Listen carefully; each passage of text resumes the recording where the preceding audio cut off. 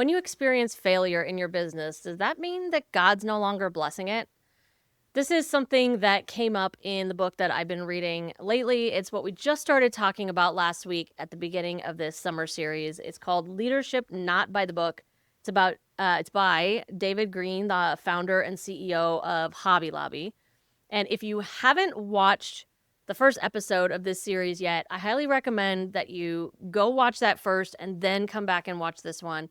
This is going to be a series that you're ideally going to want to watch in order, because there's a reason that he wrote the book in this particular order. We're talking about it directly in order. And so I think that it's going to be most impactful if you do that. So just pause right here. I'll just put it right up here so that it's very easy for you to click, go watch the first episode, and then come back here and watch this one and then continue on with the series with me. So in the first episode, I was intending to cover all of the introduction and chapter 1 of this book, but I started realizing that I had a lot to say about what he was talking about at the beginning of the book. It was starting to dawn on me that I'd been talking for a while, and I was like halfway through my notes for what I had intended for that episode. So I want to try to break it up a little bit without losing any of the depth of what David's talking about here, what the Bible has to say about it, and just my thoughts and hopefully your thoughts as you comment and let me know what you're thinking as you're hearing all of this too. So overall, though, we're talking about godly business leadership. That is the overall topic for this summer series. It's going to be a 12-week series so that we can learn together through what David is sharing, his insights, his experiences, his lessons learned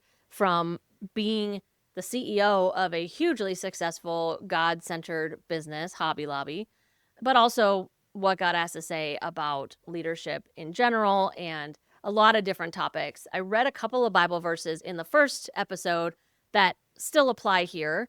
So I'm just going to go and touch on one in particular that I feel is most thematic, makes the most sense with the part of the chapter that we're going to really dive into today.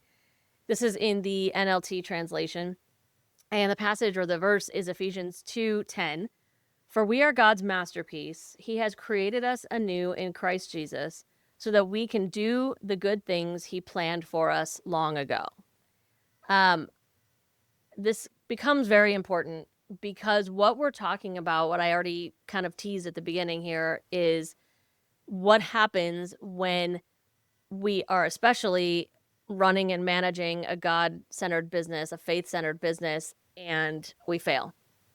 We mess up and potentially screw everything up, right? Does that mean that we've lost God's blessing? Does that mean we should just give up? Does that mean it's irredeemable? All of those things. David told us a story of a time when that happened in the history of Hobby Lobby. So we're going to talk about that because realistically, we're going to run into failures here and there. And so what does that mean exactly? And how do we react to that? But before we get into all of that, if you like this kind of conversation, please take a minute to subscribe to the channel, like this video, definitely comment later after you hear everything that we're going to talk about, and let me know what you think.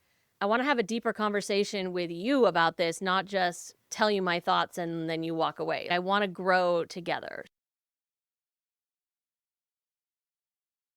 So I wrote down a specific quote that was really impactful for me from this, but I may need to give a little bit more context, just not read it, but just kind of like paraphrase it. So essentially what happened was David took some risks with the business finances that didn't pan out as expected. He had seen their projections and their sales and all of that. He expected that to go on the way that it was because he had no reason to expect that anything was going to change or anything was going to decline. And so he ended up investing and borrowing into long-term debt, basically. He didn't get into the specifics, but they basically purchased things on credit, invested in the business with money they didn't yet have on the expectation that they were going to earn it because that was what their projections showed. But then at that point in time, they're based in Oklahoma. So at that point in time, their local community and all of that, it just shifted and didn't work out as planned. And he ended up finding them in long-term debt. In fact, almost to the point where he lost the business. And he's talking about I kind of love this picture. For me, it makes me think of Seinfeld. So if you're the same generation as me, you'll probably know exactly which episode I'm talking about. But he's explaining the story of when he was recognizing and realizing that he made a mistake and that, their finances were in serious trouble. They were not actually in a good place. They were going to come out behind at the end of the year. And he was hiding under his desk, like literally hiding under his desk and praying and just worrying, basically. He was worrying under his desk. And of course, yes, I'm talking about George Costanza hiding under his desk. If you know, you know. This was kind of him recognizing that he was not infallible. Up until this point, his business, had kind of just almost exponentially grown year after year after year, like ridiculously rocketed ahead. Similarly to people now when they go viral. And in a lot of cases, that just hits a wall and stops or isn't repeatable. And, you have to be incredibly, incredibly careful not to believe your own hype, as it were. And he was kind of doing that and thinking that, he could do no wrong. All the decisions he was making were the right ones. And, yes, he was listening to God. I mean, God was already such a big part of how he was running the business. And so I think he thought all of his decisions were coming from God. But I think it's so easy for us, and I think this kind of shows it. It's so easy for us to become complacent with that, become comfortable with that, and then reach a point of pride with that. We start to think that every idea that we have is coming from God, and so it's going to be successful. And the thing is, it's not even like it was circumstantial that things went south. It wasn't anything he specifically did wrong that made their sales drop, but he borrowed against a future that wasn't guaranteed, and that was the mistake that he made. And so what the quote that kind of got my attention and that I want to talk about a little bit here, he said, God temporarily removed his blessing. He still provided for me. He gave me life. He gave me breath, but he stopped giving us what our company most needed, his blessing.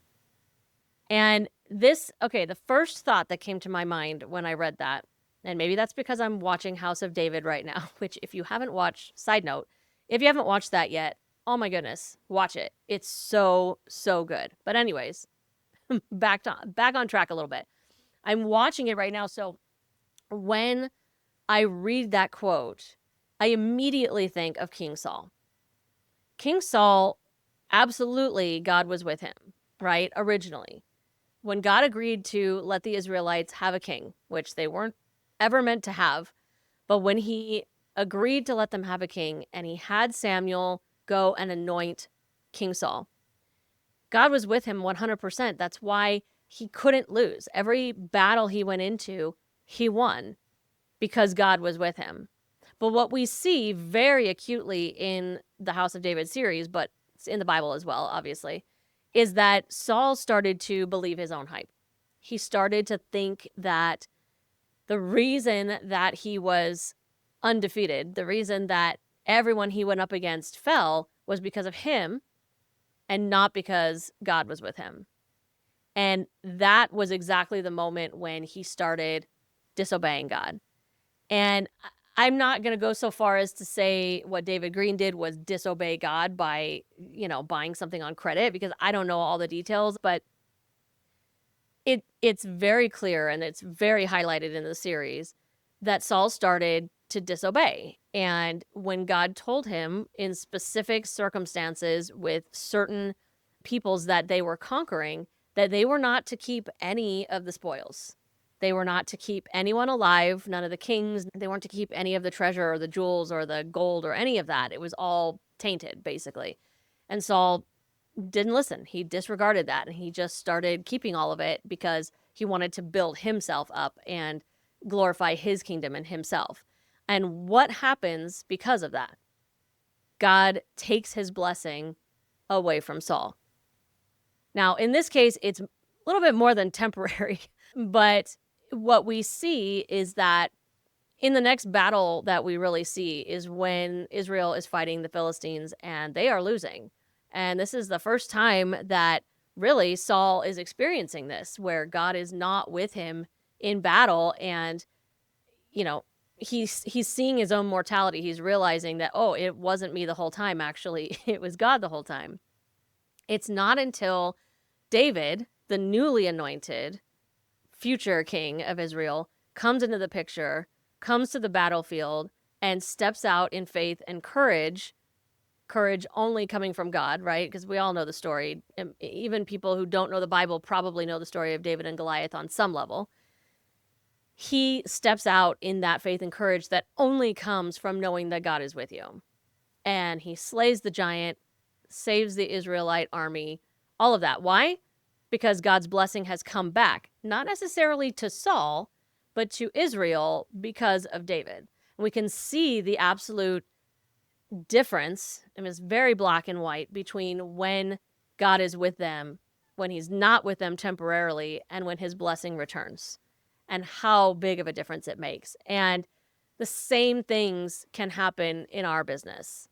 It may not be as drastic as what we see with Saul and David in the Bible, but we may see that when we're starting to trust our own judgment or the judgment of somebody else here on earth versus God's judgment and God's wisdom, that the success that we initially started to see starts to wane. And that can be a sign to us that we might be getting off track. And if we are paying attention and we are really aligning with God on a daily basis, then we will recognize those things relatively quickly and be able to course correct and stay on the right path that comes with God's blessing, right? Doesn't mean, and I want to be careful here, because this does not mean that every single thing we do just because we're listening to God is going to lead to the type of success that the world looks at when it comes to business. But we will be achieving the success that God has for us here on earth, and that can look a lot of different ways. It's important, though, to acknowledge and to state that there's a piece of the Saul, David, Goliath story that is very important. It's not just that David shows up and is willing to go out on the field and face Goliath. Yes, that's obviously important, but the most important part, and I feel like this gets glossed over sometimes, is that Saul has to humble himself to allow David to be the champion. It seems to me that a king who is in the throes of pride, the way that Saul was, and has been cursed in the way that he has by Samuel because of God's judgment, all of that. If you haven't watched the series, it explains it really, really well. And it's pretty faithful, at least those parts of it, to what we see in the Bible. But for Saul to humble himself to the level of recognition that obviously he's not the one that's meant to go and save Israel in this case, but to let David, this shepherd boy who is like nobody, be the one to go and slay the giant. I mean, that humbling of himself, that humility, that to me is the moment that God's blessing returns to Israel. Even more so than David coming in courage. They're both important, but I really think that humility from Saul is the reason that God brings his blessing back to the Israelites in that moment.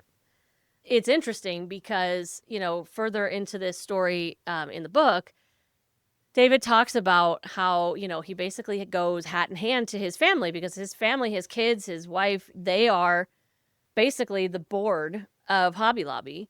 He has to go and admit to them the mistake that he made and that it might cost them their business and their legacy and all this stuff. And one of his sons, I believe it is, just says to him, basically like, it's okay, Dad, like, don't worry about it. And the quote is, our faith is not in you, it's in God. And that was a moment of realization for David that he's not alone at the head of this company. It's clear that he felt this heavy weight of the success or failure of this business, this whole empire, as it were, on his shoulders, because he wasn't letting God carry the load right in this moment. And which is exactly why they had their failure, right? It's why God temporarily took his blessing, because he wasn't sharing the load with God. He was trying to do it all on his own, and he was working in his own pride.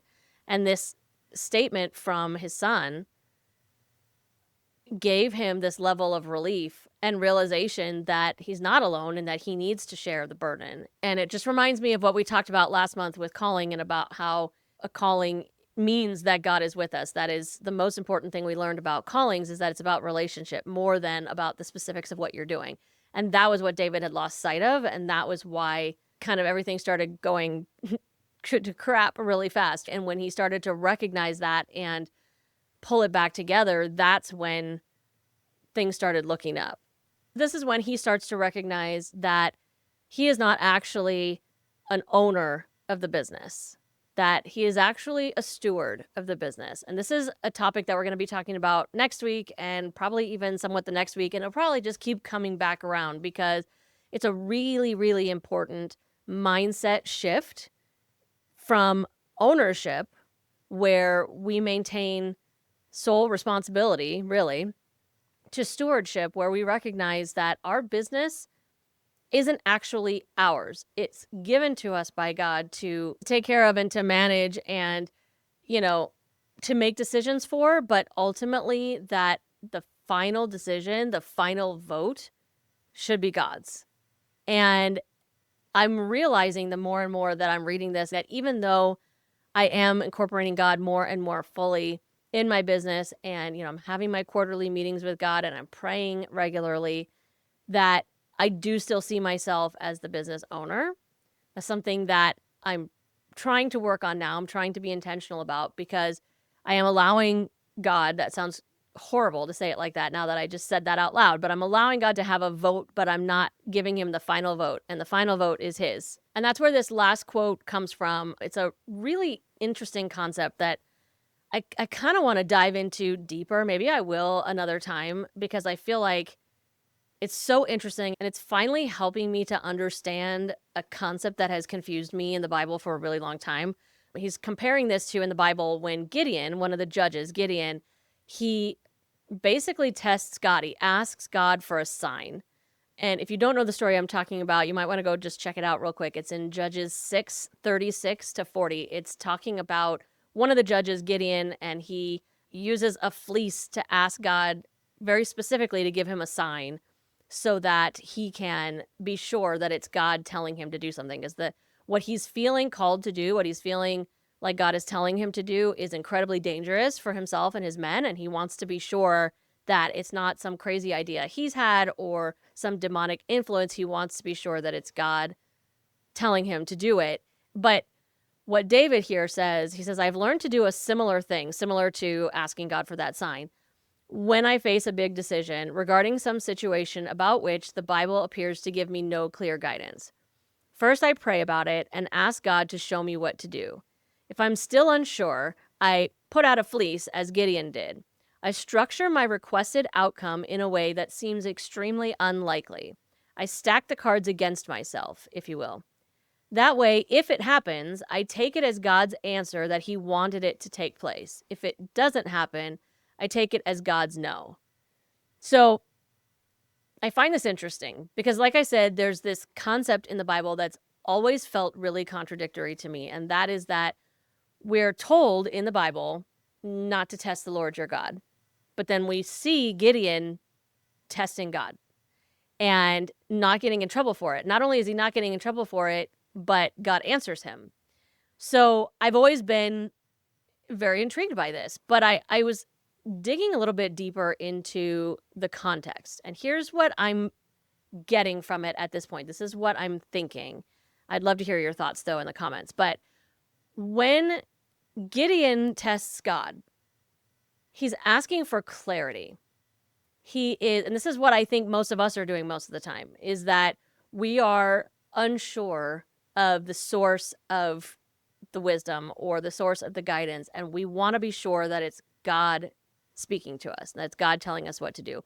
So when he is asking God for this sign, which is what David was talking about in, kind of stacking the cards against himself a little bit and basically putting it in God's hands to either it happens in an unlikely way or it doesn't happen and it wasn't meant to. What Gideon asked for is very unlikely, like based on physics. And so it's clear that God was at play and God had a hand in it.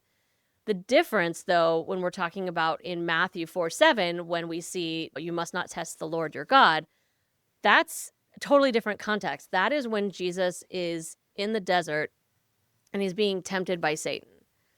And Satan is testing God's sovereignty.